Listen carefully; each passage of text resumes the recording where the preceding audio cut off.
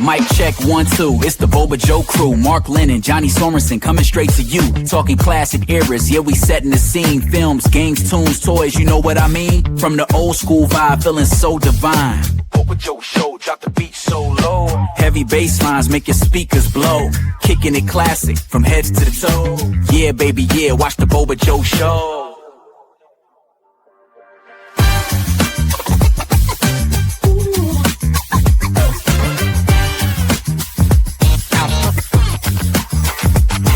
Mortal Kombat, Predator, Scarface in the flow. Miami Vice vibe, MacGyver on the go. Alien screams, NBA jam all night. Pro wrestling legend, shining ever so bright.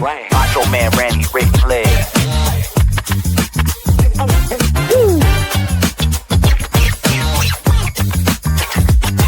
Yeah.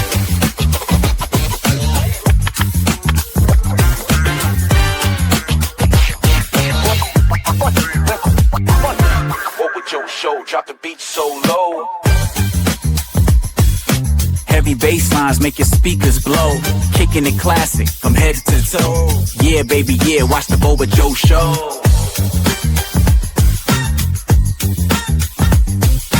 Action figures lined up, ready for the fight. Ninja Turtles power shining ever so bright. Transformers roll out, masters of the universe. Classic memories can't be reversed.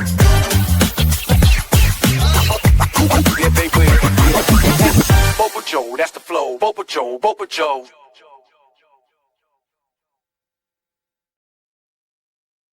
Sit back and let your funky mind flow. Welcome to the Boba Joe Show. Yo, yo, yo, it's the Boba Joe Show. getting in the hip-hop spirit there because I'm still loving our new intro. Yeah, it's kind of random. Turned out okay. Like sometimes with those AI songs, you get a big bunch of bullshit. Like just like Bill's talked about a few times. Every if you do like 4 or 5 generations or something, you might get one thing that's usable and 4 garbage things. I got that on the first hit, and I was like, yes, I don't need to waste any more time. I'm off of the site. I did actually pay for like 1 month so I could get a full thing and not the stupid sample test thing where it gives you limited credits. So I got in and I got out, and that was it. And I immediately cancelled the subscription because I got what I wanted. Yeah, don't let those machines get in bed with you for too long or they'll take over. So cancel the subscription as quickly as possible. Once you get what you need, get out of there, or they'll sting you. Yeah, you fancy some cigarettes today, Mike? Yeah, I do. I don't know if I want to pay full price for them though. So if you have anything maybe from down a back alley that you could sell me, I'd very much appreciate it. I could do you a deal. I'll do you a favor just this one time.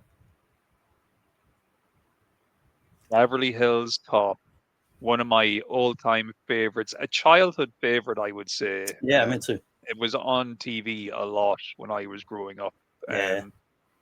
The first 2 movies especially were just played fairly regularly throughout the year in my youth. So fond memories of both, but we're obviously going to focus on the first movie today. I was just thinking how this movie, unlike Die Hard, there's no bad sequels. There's Beverly Hills 1, Beverly Hills 2, and that's it. Nothing exists after that. So there's no bad sequels. It's good memories. Yeah, we'll just pretend that there's no such thing as whatever came. There's like a TV show now, isn't there? Like an actual. I think so. There's so many spin-offs of things that I just ignore. I remember years ago there was a Lethal Weapon TV show, and I just went pass. Yeah, I think now it might be a year or 2 now, maybe just a year actually. But yeah, Netflix or one of the streaming platforms came out with it's like an Axel Foley. Yeah, it's called Axel. It's Beverly Hills Cop 4 Axel F. My missus watched it. Yes. And I'm just like, don't tell me about it. I don't want to hear about it. I don't know. Because I'm not going to watch it. Not just spoiler alerts. I don't care. I'm just not going to watch it based on how bad number 3 was. Well, we kind of we touched on it maybe a little bit last week when we were talking about those rotten Die Hard sequels that come later on. It might certain things. Talk about bad movies down the track. We might go sequel versus sequel for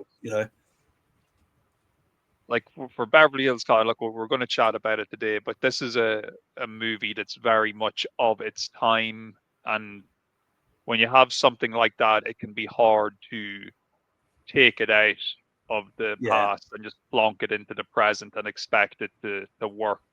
I think once it, especially with kind of modern. more than a decade's gone by, it's like leave a film alone. I mean, probably science fiction films, you got a bit more flexibility. They're set in the future. You got a bit more, can play around and do stuff. But it's a very specific period in the 80s and all that in style, and it's in that buddy cop comedy style, even though it's it's 3 cops rather than 2.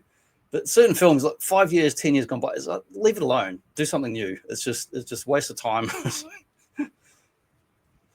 This was probably like my first exposure to Eddie Murphy as a kid. I'm pretty sure. Yeah, probably me too. I didn't see his comedy specials till a lot later, like Raw and that other one where he's talking about Mr. T and ass and all this and swearing every other sentence. Like my wife, she would have watched, Trading Places and, Coming to America and other movies like that. So she was maybe more familiar with his works when she was a kid, whereas for me, I only ever really knew him as Beverly Hills Cop. Like even the name Axel Foley didn't mean anything to me. I just called him the Beverly Hills Cop. Oh look, it's Beverly Hills Cop. Yeah, when I watch some of his other, I mean, he's got lots of good 80s films and some okay ones in the 90s. But when I saw some of his other films, like they were decent films, but like Trading Places, that's like a classic. But I watched it and I'm like, is it meant to be funny? Because I'm not laughing. I don't get the gags in it. It's not for me. It's a quality film, but I'm just like, I'm just not into it. I do enjoy Trading Places, I have to say. I enjoy Eddie him Murphy, more as a solo act than him and Dan Aykroyd, yes, or him and whoever. He is a funny guy, like to put it mildly, and his comedic chops definitely shine through in Beverly Hills Cop. Like he's just very animated, very quick-witted. The comedic timing is just, chef's kiss, perfect. Yeah. And it's just one of those movies where, there's cursing, there's violence, but I think it's fairly suitable to show a kid. Like I don't really have much. It's fairly family friendly. There's nothing terribly graphic in it. There's a few swears, but they're in context. They're not excessive. You see some boobs later on in a strip club. Yeah, that felt unnecessary. That felt like a very 80s, like, oh, we've got to put this in, it's gratuitous. Like that's if I was the director or producer, I'd be like, you don't need that. Just make it more all ages. But it starts off in furious fashion. So we're introduced to Axel Foley, played by Eddie Murphy, and he is a Detroit cop. He is undercover, and he is trying to essentially perform a sting operation by himself. He's supposedly this kind of dodgy cigarette dealer. He's trying to unload and sell off a big supply of illegal cigarettes. I'm sure there's no customs or duty paid on these cigarettes that he's trying to sell. And at the beginning of the movie, we see him negotiating with this criminal who's trying to undercut him. Axel is looking for $5,000, but the guy is only willing to give him $2,000, and they're having a bit of a back and forth negotiation when all of a sudden the cops show up, and shit really hits the fan. It's chaos and confusion. The criminals, try to escape, and Axel tries to escape, obviously, because he needs to keep up the whole charade of, him also being a criminal. So, you've got one of the criminals, driving this truck filled with illegal cigarettes, while Axel is, hanging out the back, and there's like cartons of cigarettes falling out, and it's, the stuff is just flying everywhere. We got cop chase, we got car crashes, we got near misses, just all that kind of exciting adrenaline fueled action you want to kick off an 80s movie. And that's great. The chase finally ends.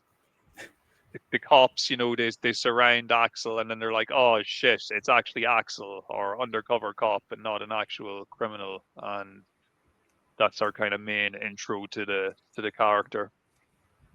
Yeah, I think the opening is one of the best openings to any films ever. It's such a great opening.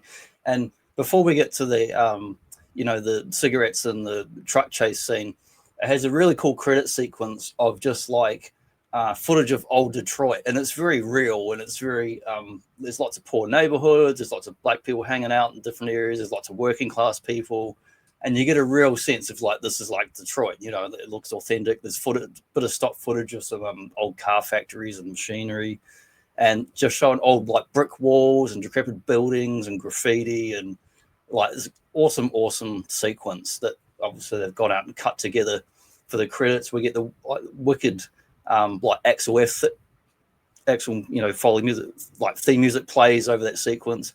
And then when we get into the truck sequence where he's hanging off the back of the chains and the cigarettes are flying out, we get that Neutron dance song. So it's got some awesome soundtrack for this movie. Fantastic soundtrack. We dare not risk any copyright by trying to play any of these songs. No way. Doing that. That appear in it.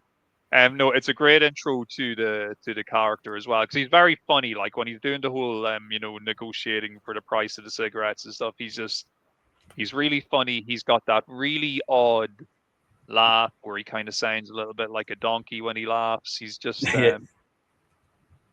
he's hilarious. I suppose the last time we were talking about Detroit in any detail is probably when we were talking about the RoboCop movies. Yeah. Hence that's why my screen thing is Detroit's second best. Yes. Well, you know, we got a couple of good cops at least coming out of Detroit. We can say that much. Yeah. I just watched that RoboDoc again the weekend. That was like 4 hours. It's like the third time I've watched it, and it's just like great doco. And you know, last week we discussed how, you know, John McClane's boss in Die Hard 3 is a pretty laid back and calm dude. Yeah. You can't say the same about Axel Foley's boss in Beverly Hills. Actually, just he's hang on not 2 happy seconds. camper. Hang on, I've got someone on here. It's saying, Mark, you've cost the city a lot of money, a lot of damage. The commissioner's so far up the captain's butt, he knows what he had to eat for dinner last night, and he's had enough of your antics. You're going to have to take some time off, take a holiday. Yeah, the commissioner's been he's been chewing my ass so much there's none of it left, you know. Oh yeah, like this. I love when he comes in and he avoids the police captain because he knows he's caused all this chaos unintentionally.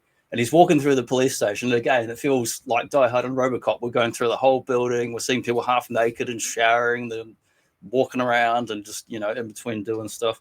And then you hear, "Where's that fucking Foley?" like from off camera, without echoing from the other end of the change room. It's like he's chasing after him. Yeah, it's a brilliant scene, and like the the captain, I think he's either the chief or the captain. He's Axel's boss anyway. I think he's the captain, and he complains about the chief. I always get confused, like captain, chief, commissioner. But he chews out Axel because he's caused a lot of destruction of property, and there's all sorts of issues, you know, with evidence going missing and evidence being used for sting operations that don't have permission. And we're painted the picture pretty quickly that, you know, Axel, he's clearly a good cop, but he's willing to bend or break the rules when necessary in order to get the job done, which is landing him in a lot of hot water. But it doesn't make sense why you go undercover for no reason by himself without permission. That's pretty bad. Should be like fired on the spot. He could be fired on the spot. He could be killed on duty with no backup, which is a major risk. Yeah, no backup. You know? But is it Inspector Todd? That's the name of the guy. It's just popped back into my head. I think Todd is his boss's name, Inspector Todd. We also see that little weasel Burke from Aliens, Paul Reiser, is in this movie. Yeah, I love him. Paul Reiser pops up because I always forget he's in it. And so each time, like, oh yeah, Paul Reiser. he's very likable, obviously, in this movie compared to Yeah. what he was like in There's no Aliens when betrayal. we last spoke about him. Yeah, no betrayals. And he's going to pop up in some sequels too. So he's there. He's kind of Axel's buddy on the Force, who's trying to look out for him and trying to warn him that, look, Todd's going to get in your case for all this stuff you've been getting up to. So, yeah, Axel gets chewed out by Todd, gets sent home. He goes back home to his apartment and he notices that the door is ajar, as if someone broken into his apartment. So he walks in, ready to face down a criminal, possibly, or a burglar. But instead, he's confronted by his old buddy. I think his name is like Mike Tandino or Mike Tangino or something like that. He's his old buddy from Detroit who, up until recently, he's been working in LA, and he's back now in Detroit. He's looking to catch up. They have a storied past together because Mike actually went to jail in order to kind of get Axel off the hook in a situation that happened years ago when they were kids. So him and Axel have a very tight, close relationship. And Mike tells Axel, he's like, "Look, I ripped off all these bearer bonds from the guy I'm working for in LA. And, they're like, these German bearer bonds are totally untraceable." He doesn't even really understand what it is he's stolen. He's got like a big stack of them, just Yeah, he's a bit of a moron. carrying them around in a bag. Oh yeah, complete moron. Like he literally has them in like a plastic bag, big stack of these bearer bonds just sitting on the dinner table. And he thinks, nobody's going to notice they're gone. Like that's how kind of stupid he is. So him and Axel, they kind of have their catch up, and then they decide to go out to a local dive bar, play some pool, get drunk, and it's during this kind of time where we got a bit of exposition and background of their past together and their old friendship together. So they have their nice little reunion and their night out in the town, and they're going back to Axel's apartment. They're both pretty drunk, and just as they're about to enter Axel's apartment, they are set upon by two kind of thuggish henchmen, and one of them knocks out Axel, and then they restrain Mike. And basically, the guy, I forget his acting name, but if anybody who's seen Breaking Jonathan Banks. Bad and a whole bunch of other stuff, he's such a goddamn good actor. Yeah, he's in 48 Hours and Breaking Bad as Trout. Is the and he's in a bunch of other 80s stuff as just a cop with glasses, and it's nice to see him young with hair before he goes all bald. Very distinctive face and a big nose. So I am just looking here. Yeah, it's Jonathan Banks. Yeah, that's it. You got it. Zach. But yeah, he kills Mike basically because Mike tries to talk his way out. He's like, "Oh no, I only stole a few bonds and I didn't think they'd be missing." And they were just resting Mike out. Zach's at first we think, oh, maybe he's going to let him live. He's like, "Well, you better not ever show your face in LA ever again." And Mike's like, "Oh no, I promise I won't. Zach's like, "Yeah, you won't." And he gut shots him, and then as Mike collapses to the ground, he gives him the old execution style killing, 2 to the back of the head, guns him down right there in the hallway of Axel's apartment. So pretty brutal death for old Mike. We hardly knew him. He was here and now he's gone. And of course, our next scene is the police force showing up and Axel being questioned by Inspector Todd as to why there was like a professional style hit carried out in his apartment and why he's hanging out with this delinquent that has a criminal record. And Inspector Todd, he's just not very happy about the situation at all, and he doesn't want Axel anywhere near it. They're going to do their own independent investigation as to what's going on. So Axel says to him, he says, "Look, I've got some vacation coming up. I'd like to take my vacation. I'd like to take some time off." And Inspector Todd, he's kind of wise to the game here. He kind of warns Axel. He's like, you better be actually taking a vacation and not just, going to investigate this case, because I don't want you anywhere near this case. I know the guy was your friend, but you're too close to it. We don't want you having anything to do with it. Leave it in our hands and we'll investigate. So that's like movie Axel's code like, for, he's going to do the exact opposite what he said. Yeah. When you're told to go buy the book, you're throwing the book out the window, in situations like this. So that's our kind of main kind of intro and setup to what's going on. So Axel, he heads on down to LA, or up to LA, or across to LA. Time. Yeah, he drives his shitbox of a car across country, all the way to LA, while the great soundtrack continues to play.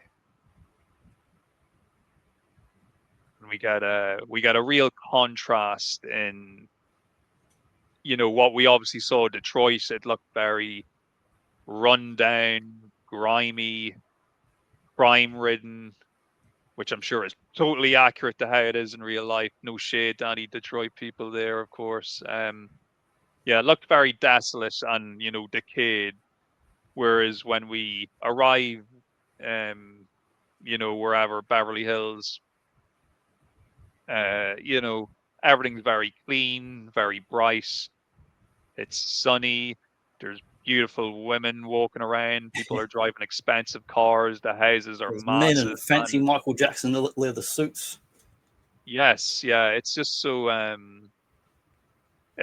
colorful and bright compared to the downtrodden Detroit that we've just visited, that we've just been shown. So yeah, quite the stark contrast. And we see Axel, he needs to get some accommodation. He needs a place to stay. So he walks into this very expensive looking hotel and asks the guy at the reception for a room. Guy at the reception tells him there's no rooms available. So Axel goes into this total performative deal where he's like pretending to be a journalist from Rolling Stone who has an interview with Michael Jackson, but now that they've denied him his room, he's just going to write a story instead about how the hotel is racist and, all these things. So the manager at the desk totally panics and agrees to give him a room. Now it's going to be a suite, but he's going to charge him at a basic room rate, which is still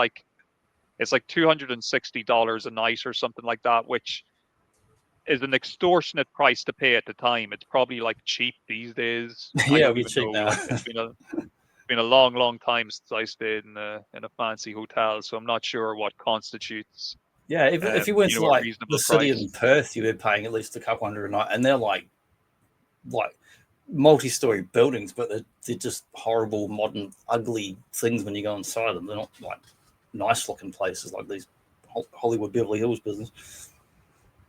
Axel, he uses the gift of the gab to talk his way into getting a room, which is something we're going to see him.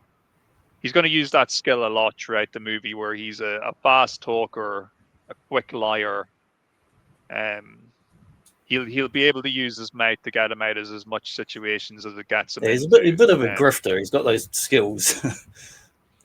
Yeah, he was definitely. You could tell he was a bit of a street rat. You could tell that if maybe things worked out a little bit differently, he could have ended up behind bars with Mike. He had that type of upbringing. And so yeah, he gets his accommodation. He's able to get his hotel room. I believe his next stop is then to visit his old friend Jenny, who she's another old friend from Detroit. She's actually you might know her name offhand. If not, I think I have the list of cast up here. Yeah, I've got the casting on the side. We've got, let's see, Judge Reinhold, Jenny Summer, Lisa yeah. Eilbacher.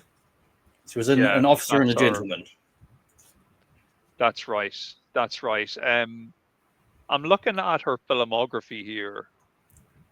Yeah, she's in. Yeah, so apart from An Officer and a Gentleman, like, don't get me wrong, she's in a lot of movies, but like, I thought she would have been in like a lot more stuff. Yeah, some people are in like all sorts of bit parts, but they've got a couple of things that they're really, known for in that. Wow, she's in the Logan's Run TV show. That's pretty Nice. cool. I know the reason I'm even remarking upon her. I think she's a beautiful woman, and she's gorgeous looking girl in this movie. And so she's an old friend of Axel's. They go all the way back to Detroit, and she knew Mike as well. So, we're also introduced to Serge. He's like her assistant in an art Cousin gallery that Belky. she works in, Bronson and Pinchot. he's trying to. What's he trying to offer? Axel, like a cappuccino or something, like that. But Axel's he can't get over how much people are paying for these horrible looking paintings and statues that they're and selling in weird, their art like galleries. postmodern art of decapitated heads spinning on plates on like a butler with a dog collar or something on it chained to the table. It's just all bizarre stuff. Yeah, real rotten looking stuff. But yeah, he starts quizzing Jenny. First of all, he tells her that Mike's dead, which he's obviously quite upset about, and then he's trying to ask her, what they've been up to out there in Beverly Hills, and she's like, well, look, I work for this guy, Victor Maitland. He's like an big art dealer in the area, and Mike was working for him too. Mike was working in his warehouse as far as she was aware. So Axel's able to take this information, and he goes to the actual business headquarters of Victor Maitland, this big art dealer in Beverly Hills, and he decides to question him himself directly about Mike. So in typical Axel fashion, he barges into this building. He's got like a bunch of flowers or something with him, and he's like, "Oh, I have to deliver these flowers personally to Mr. Maitland." Just using his gift of the gab and using his fast talking skills, he manages to wrangle his way past the receptionist who's trying to tell him that you can't just bring deliveries up directly. He still manages to get up to the office, and he barges in on Victor Maitland, and that dude Zach is also in the room. The guy who actually shot Mike is also in the room, even though Axel doesn't know that or recognize him. And he starts quizzing Victor. He's like, I want to ask you about this Mike Tangino or Tandito or whatever, and he died recently, and the guy Victor is totally trying to play it cool. He's like, "Oh my god, that's shocking! I didn't know." And as soon as you see his face, he's a bad guy. He's got that face like a bloody Rutger Hauer and Blade Runner kind of face. But I always know him, like what I always knew this guy as was the bad guy from Rambo 2. From First Blood and Part he's 2. also in James Bond Octopussy as a similar right. Russian general. That's right. Yeah. So he's just that type of dude, menacing demeanor to put it mildly. But he's playing as cool as possible here. Denying all knowledge and questioning as to why a Detroit police officer would be up here in Beverly Hills, and what's going on. If you're an American cop, a cop film that's serious or buddy cop, and run into some kind of British or Eurotrash person, chances are that's going to be the villain. Yeah, 100%. That's the guy. I don't mean to judge a book by his cover, but that's the guy. So, Victor, though, he starts getting pretty impatient and unhappy with all these questions that are going his way. So he has his henchman escort Axel from the building, which actually translates to him being chucked through a fucking window in front of everybody out onto the main street. It takes you by surprise. You think they're just going to take him out the door or on the ground. They throw him through the window. Very funny moment as well. And, it's, because he gets thrown through the window. He's literally on the ground for about 30 seconds when straight away a cop car shows up and they immediately arrest him. And he's like, "What's the charge? I just got thrown through a window." And they're like, "The charge is disturbing the peace," which I suppose, he's technically doing. You're getting thrown through a window, you're disturbing some peace. So they haul him down to the cop station, which once again we see a total contrast between Detroit and Beverly Hills, because the Beverly Hills cop station looks like a fancy hotel almost. It's like beautiful white building. So many consoles and panels and stuff. There's regular computers with CRTs, and there's all these big fancy panels and console, and the room's so big you can tell they just got way more money. Yeah, oh great. And like, you know, they've got these like It's like a perfectly Batcave, man. They're manicured just like tracking things and these beautiful gardens outside the building and stuff. Like, it's a totally different you know, vibe to what we saw in Detroit. And you know, so Axel, he's been brought in, he's been questioned, and we got our two detectives. I'm just going to quickly pull up their names here. One is Judge Reinhold's character. Billy. He's Billy, and then John Taggart, who's Taggart. played by John Ashton. So yeah, Billy and Taggart are introduced here, and you know, Taggart's like, you know, why didn't you identify that you were a cop? Why didn't you let us know? And Axel, he's getting a bit of a smart mouth on him. He's like, oh, well, look, I was just minding my own business. And he's kind of mouthing off, and Taggart's not too fond of him mouthing off. So he actually ends up giving him a dig in the gut. And this causes a bit of trouble because this witnessed by the boss man, played by Ronnie Cox. Good old Dick Jones from RoboCop has returned to our screens here. He's kind of helping run the show there in Beverly Hills. His character's name, I'm reading here, it's Lieutenant Andrew Bogomil. That's who Ronnie Cox is playing. But he's like, hey, you know, you can't just go punching other cops in the stomach. So he makes Taggart apologize to Axel. And Axel's kind of really, he's really blindsided by how these Beverly Hills cops do business. They're so straight-laced. It's like they're so straight-laced. They're so by the book. Even the fact that Taggart apologized to him after hitting him, and they even offer to allow Axel to press charges against them for how they've handled the situation. He's like, what are you talking about? You know, cops don't press charges against other cops. And they're like, well, here in Beverly Hills, we do things by the book. So we're definitely establishing that it's a very prim and proper, rule-based operation compared to what we've been dealing with in Detroit. And I get the sense they don't handle all the big crimes either, because they're pretty casual about doing stuff. Everybody, I think it should be noted as well, apart from like your uniform cops, nearly everybody in the Beverly Hills station, they're all just wearing really nice suits and shirt and ties and just really, really professional. So, you know, Axel, they're about to let him go, and then Bogomil's like, you know, I received a phone call from Inspector Todd back in Detroit. Would you like to hear what he had to say? And Axel's like, no, I don't want to hear what he has to say. And Bogomil's like, well, that's too bad, because I'm going to tell you anyway. He said that you better stay away from this case, and you better not be investigating anything out here, because if so, you'd better not even bother coming back to Detroit, because you won't have a job. So Inspector Todd back home is pretty much telling him, you know, keep your nose clean, don't get into any trouble, and don't investigate anything to do with this case. Which, of course, Axel is going to completely ignore. So they let him go. He actually gets bailed out by Jenny. And when he leaves the station, Jenny kind of chastises him a bit. She's like, you know, you really shouldn't be giving Victor Maitland any trouble. He's a nice man. He's just an art dealer, and he's the reason that I actually have a job out here in you know, in Beverly Hills. Yeah, it's always the crooks that have built up the wealth, and they've got this facade of like, I'm a benefactor to the community, but meanwhile they're doing all this other criminal bullshit behind the scenes.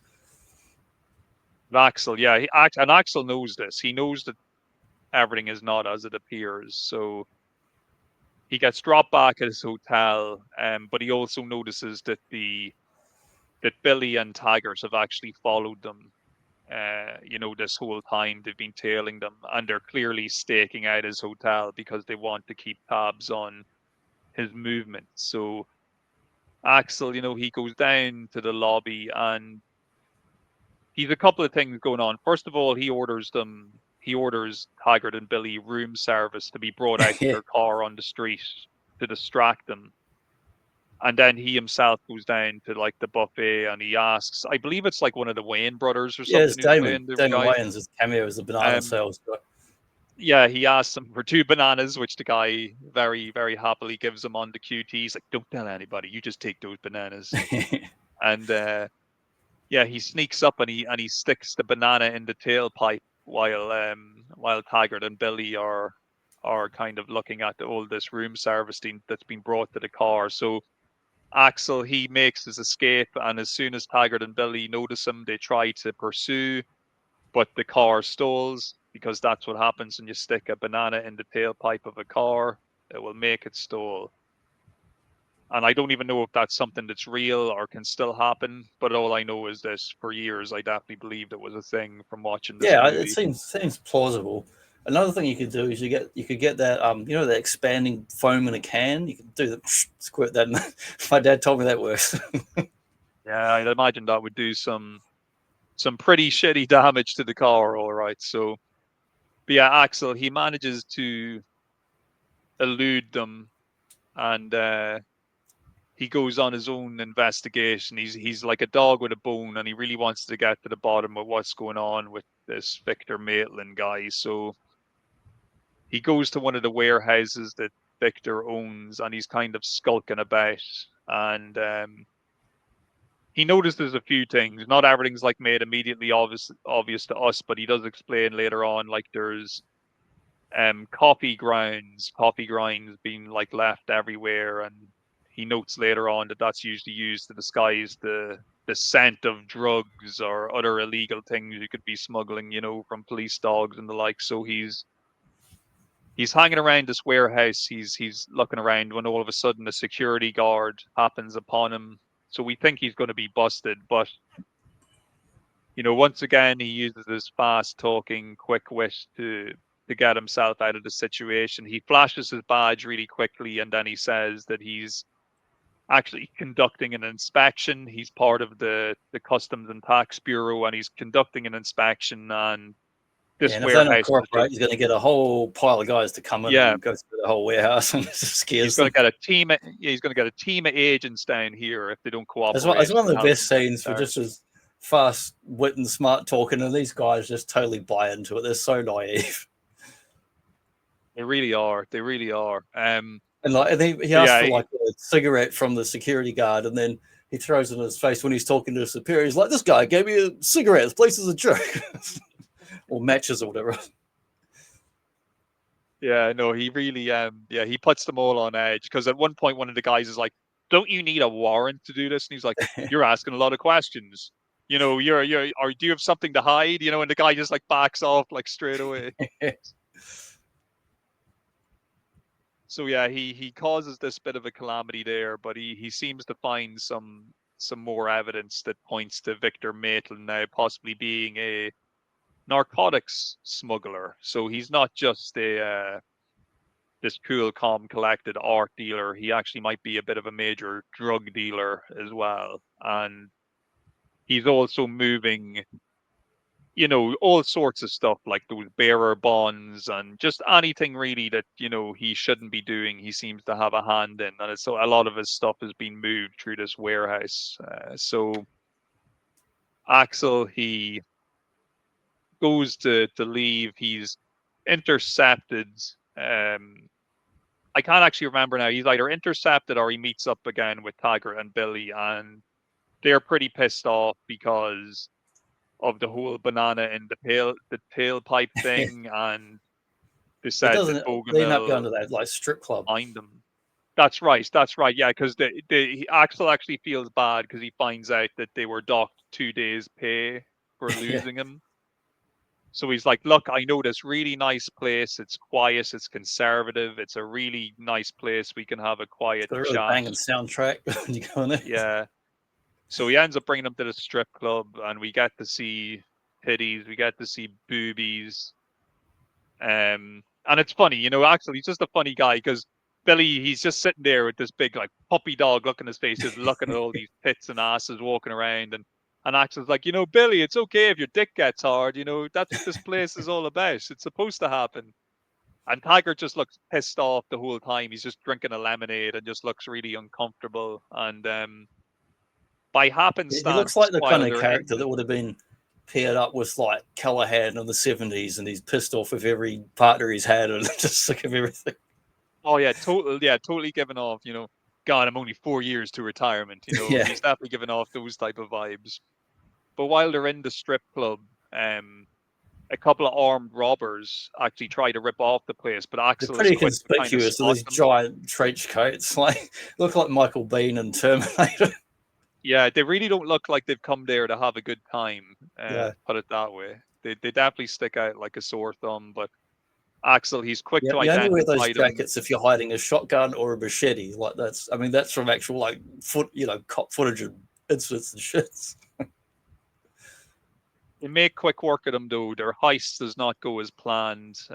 They're able to arrest them, and in the scene directly afterwards, where they're back in the Beverly Hills cop station, Bogomil is chastising Taggart and Billy for being in the strip club, and Axel, once again, the fast, smooth talker, he's like, "Oh no, the guys, the reason they were there is because they were following me, and the reason they made the arrest was because they noticed that these two suspicious-looking men had entered the strip club, and that's the reason why they went in and pursued, and it's actually because of the great work of these two fine They're gentlemen not that the just arrest cops. was made." They're super cops. Yeah, they're super cops. And, instead of, going along with it, Billy and Taggart instantly confessed to Bogomil that they were, in fact, not just in the right place at the right time, and that they went to the strip club willingly because they're invited. And it's just more emphasis on the fact that these Beverly Hills cops, they really just are all about playing by the rules and telling the truth and going by the book. Because even Axel's like, "Guys, you ruined a perfectly good lie there. I Yeah. had you off the hook, and you dropped yourselves right in it again." But I think though it's good in the sense this everything that's kind of happened up until now. Because when we did first see kind of Billy and Tigers and Bogomil, were all a bit like, "Oh well, these guys are going to be real stick up their arses, pain in the crack guys to deal with." But we are at this point in the movie, I think it's fair to say we've kind of warmed up to all the supporting cop characters, apart Yeah. from the two other They've cops that gone get put on the case. from being adversarial to cooperating when they took out those two criminals. Yeah, yeah, and look, they're like Billy and Taggart are two really likable guys. Like they're Yeah. just once you kind of get to know them a bit. I know Taggart punched him in the I would stomach at the watch beginning a of the movie. weekly cop show that was just like Billy and Taggart. It's like, Yeah, and Billy, there's a real innocence to Billy. Even though we're going to see a little bit of his dark side come about later on, and also in the sequel, which we'll talk about another day. But there is a bit of a rapport of trust now established between them, and even Bogomil, even though he's the guy who plays everything by the book, we do definitely get strong indication that he is like a good man at heart, and he's just trying to keep the peace and make sure everything is done properly. My cat is calling me there. Are you okay, Kitty? He doesn't like me talking shit about Taggart and Billy. But yeah, so once again, Axel, though, he's determined to bust Victor and determined to get justice for what happened to his friend. So he's kind of staking out Victor's residence, but this time he's approached by two different cops that have now been put on the case, and he just makes a shit of them. Because they're all like, "Well, you're not going to give us the slip as easy. You're not going to put a banana in our tailpipe." And he's like mocking him, like, "Put the banana in your tailpipe." He's really just making fun of the guy. And like, yeah, the guy talks like it's another black guy he's talking to, Foley, and he talks like he's almost like super upper class, like Carlton and Fresh Prince or something. yes, yeah. And needless to say, though, Axel gives them the slip really easily, like even easier than he gave the slip to Billy and Taggart. So he makes a complete fool out of these other two cops that were sent to tail him. But Jenny, she's once again, like, she's complaining to Axel. She's like, "Look, you've been hassling Victor. He came by the shop today. He was asking questions about you." She's obviously worried like her job and stuff's going to be in jeopardy. And she, as far as she knows, Victor is still like a respectable art dealer. He's not a criminal, but Axel, he convinces her to come with him to Victor's warehouse, and they get in. They're kind of sneaking around, they're investigating, and Axel's like, "Look, here's the coffee grounds and stuff. You know what these are used for?" And Johnny's like, "Yeah, some people put hot water on it and use it to drink coffee, and she's just trying to dismiss it until they actually do come across some contraband material and more of those bearer bonds and stuff. So all of a sudden she's believing what Axel is saying. But the timing is unfortunate because Victor and his henchmen actually happen upon them and get the jump on them. So they're captured. There's a bit of a schmoz later where they manage to get out of the situation, and Yeah, Johnny it's at like this any point, other cop thing, like Lethal Weapon. They're gonna get some evidence, and the bad guy who thinks he's above the law, but then they get captured. They got to get away. You got to have those scenes. yeah, you got it has to happen. It's part and parcel of these type of movies, and Jenny finally she knows the situation now with Victor. She's fully convinced he's a bad guy, especially since he was willing to tie her up and threaten to kill her. So that was He's so arrogant. He has to be a bad guy. Yeah, he went from let's have dinner someday to I'm going to tie you up now and kill you because you know too much. The switch flipped pretty quickly, once he kind of suspected she was on to him. But now we're kind of coming up to the tail end, so we're going to see Axel. He's going to convince Taggart and Billy to come with him and essentially storm the mansion that belongs to Victor, and they're going to take him down and take down his whole operation. And I have to say, maybe it doesn't go on for that long, but it feels like the last chunk of this movie is just like one long action set piece of the in the big mansion. It reminds me of lots of stuff. It reminds me of Vice City and just Scarface and just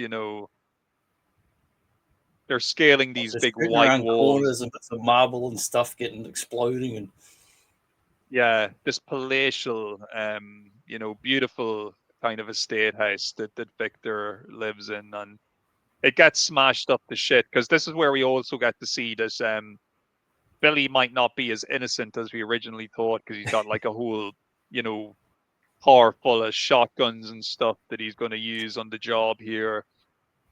And him and Taggart have some good kind of comedy duo moments where they're he's trying to boost Taggart up over the wall because Taggart's in really bad shape and he can't even pull himself up over the wall and stuff. And a lot of the time where they're just before the talk, and I actually saw a guy do a half-hearted jog across the road where it was 2 steps, and then he walked into traffic, and then he climbed over this brick foot wall that was 8 feet high. It was nothing, just we got lots of good gunplay and shootouts going on here. We finally get the showdown between Axel and Mike's assassin Zach, and Zach is wielding a shotgun, and he's missing every shot though. He's literally going from room to room blasting it, but he's missing Axel every time. Axel is ducking and dodging before he finally gets the jump on him, and he manages to take out Zach. But of course, Victor is still alive on the premises, and he is also armed. And am I right in saying he does actually shoot Axel, doesn't he? Shoots him in the arm or something, or shoots him in the shoulder, I think. He definitely gets a shot off on him. But he pops out around the corner through a little bloody 6-shooter, like this. That's right, yeah. But the climax comes down to, we think Axel's going to get shot, but he manages to get his hands on his gun. And also Bogomil and some backup shows up to the mansion as well. And the every final police moment, car smashes into each other. Yeah. Just like the Blues Brothers. Bogomil, though, he shows his true colors as a good guy and a guy who won't let you down in a bad spot, because he actually guns down Victor alongside Axel at the end, like both of them, like Axel's on his knees and Bogomil's standing above him. They're both like bang, bang, bang, like they take him down before he can do any more damage. And we also even see in the end when, you know, all the cops are on the scene and the mayor of fucking Beverly Hills or whoever he's supposed to be, the commissioner, he wants a full report on everything that's gone on, and he wants to know what really happened. But you know, Bogomil, he lies on behalf of Axel and Billy and Taggart, and you know, he sells him a bullshit story and I says like it. he'll They started even write the report on it. Billy's like, "You're all under arrest," and Taggart's like, "Don't do that again." So they're all shooting. But at the end of that scene, he does it again. And he holds the badge up again.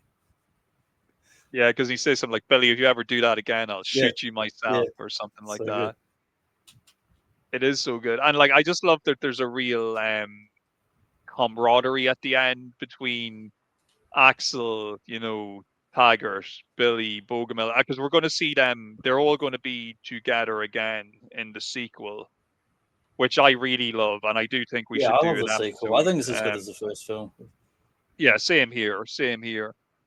But it's a really nice turnaround in the sense that these kind of by the book, kind of stick up their arses, serious guys all kind of got on board with Axel's way of doing things in the end, and it even got to the level where they're willing to tell a few white lies just to get him off the hook and make sure that he's able to go back to Detroit, not just with the case closed, but also with a very good, you know, kind of reference and recommendation from the Beverly Hills Police for how much he's helped them. So, you know, yeah, he bends the rules and whatever, but he is a good cop. So.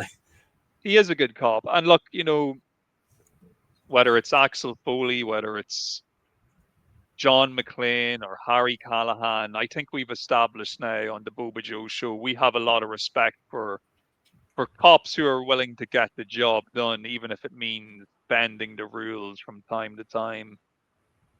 You know, sometimes you don't want to wait for that warrant. You know, you just want to fucking kick down the door and take out the bad guys.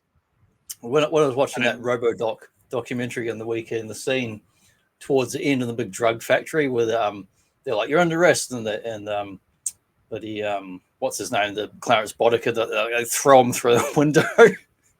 And they said that got a real pop in cinemas from actual cops who were like, "Man, we wish we could do that." Like, "You're under arrest," and they throw him through red and rights and throw him through windows. Yeah, wouldn't blame them at all. And I suppose for real scumbags, you know, for real like out murderers. I suppose as well, though, the type of behavior that we've cited in these type of movies. So obviously in real life, it's very problematic. If you had cops that were going around conducting themselves like this, it would be quite problematic in the real world. I guess but it makes for the movie great delusion movies. Or exception is that like it's like, you know, terrorists or a plot or something's happening in real time that if they did nothing, it would be unethical to just do nothing and turn a blind eye to it, or you would just be a piece of shit for doing nothing, you know. How old were you when you first saw this movie? I don't know. I'm probably less than 10, maybe. I must have seen it on TV sometime. I don't know, but definitely as a kid would have been on TV, and we used to rent a lot of movies on VHS. So I would have seen the full. I don't know if there's a TV edit, but I would have seen the full VHS version at some point when I was a kid. It's so good. It's just so much fun, and like it's like we were kind of saying at the beginning, it's got a banging soundtrack, just a really great soundtrack. And that kind of main theme, the Axel Foley theme, it's so catchy and iconic. It just plays throughout the whole movie. Yeah, I never get tired of the music, and this and that theme are great. No, it's so good, man. It's so good. And, you know, it's not a Christmas movie. But it is another cop movie. Well, I thought we've done Die Hard 1, 2, now 3. I thought we could save Beverly Hills Cop 2 for Christmas next year. Yeah, because something good to look forward to. What's our schedule looking like? So for the we got a few options. Dealers pick, so I won't finalize it. I'll send you some options this weekend. You can pick what you most feel like doing. I've got a Street Shark show built. We could do another WrestleMania up to I think it's around 13 or somewhere around there, since we haven't done one for a while. We've got a few options. I'm looking here. Yeah, I think we're still good for next Saturday, as far as I know. It's only the 20th of December, so we still got time before Christmas. So yeah, we'll definitely be airing next weekend. We might take a break then for Christmas because of the way the Christmas week will work out, but rest assured, folks, we're definitely not going anywhere. We will be here in 2026, flying the flag, fighting the good fight, talking about the stuff that needs to be talked about, doing what's best for our shareholders, doing what's best for our board of directors, and just, keeping that flag flying, keeping those we'll definitely back for some more phone acting another time. And there was some decent phone acting in this movie, definitely. Obviously, though, a little bit of a come down compared to what we were dealing with last week with Die Hard with a Vengeance, where there was Die Hard 3 was like the mecca of phone acting. I mean, that's like next to, I guess, that Adrian Barbeau, and that's probably the other favorite phone acting for different reasons. Yeah. We Adrian Barbeau gives us her nice, sultry, sexy voice on the other end of the phone there, to warn us that the fog is coming in. Beverly Hills Cop, it definitely sits there, and it's just one of those. It's such an easy watch, I could watch it any day, man. Like any day, I never get tired of the soundtrack. Eddie Murphy's just great in it. It's like Pete Eddie Murphy, that like mid '80s period. He's got his movies and he does comedy specials, and he was on fire. And it was, I think, like I was saying at the beginning, it was probably my first introduction to Eddie Murphy. But then afterwards, of course, from the sequels, then on to watching his actual comedy sketches and all the other movies he's in. Funny guy, funny fucker, especially back then. He was just kind of I can watch this movie. He was firing on all cylinders. Like any day. First RoboCop, first Die Hard, first Lethal Weapon, Beverly Hills Cop. Any day I can put those on, and it's a good time from start to finish. Yeah, sometimes you just need and it can be lighthearted or a bit more serious, but sometimes just a good old-fashioned pop romp is what we all need, Bust some criminals, take down the bad guys, solve the case, close the case, whatever needs to be done. The streets are safe for another day. Yeah, great film. I love it. And number 2, just so fun. Yeah, 2, I'm definitely looking forward to talking about one of these days, because I know last week we briefly mentioned, I think, The Running Man, and it's the same guy who does the great soundtrack for The Running Man that does Beverly Hills Cop 2. So I'm looking forward to even just talking about his excellent work he does. That dude who I'll look up later on. But yeah, good times. We're getting closer to Christmas, folks. Hope everybody's already gotten their letters written and sent off to Santa, because if not, you're leaving it a bit late. He's a busy guy, you don't want to be. Yeah, Santa, I want a Nintendo. I want a Sega Mega Drive. Well, you can't be my friend. I'm a Nintendo kid. If you're a Sega kid, no, we were both Sega kids. We were both play whatever you can get your hands on, kids. Yeah, no, good times as always. Hope everybody had a good time reminiscing on Beverly Hills Cop, and let us know what you think of Beverly Hills Cop. You a fan of the series? You a fan of Eddie Murphy? I know he probably became a little bit of a controversial figure later on in life. I know he knocked up Scary Spice from the Spice Girls, and then did he really? I've never heard of that. Yeah, he actually.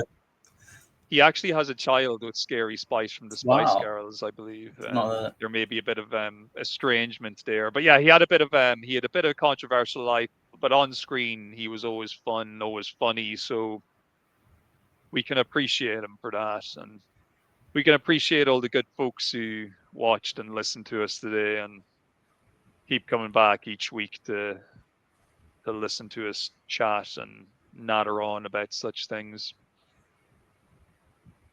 But yeah, thanks for checking out the show. It was a good time talking about the old Beverly Hills Cop and Axel Foley.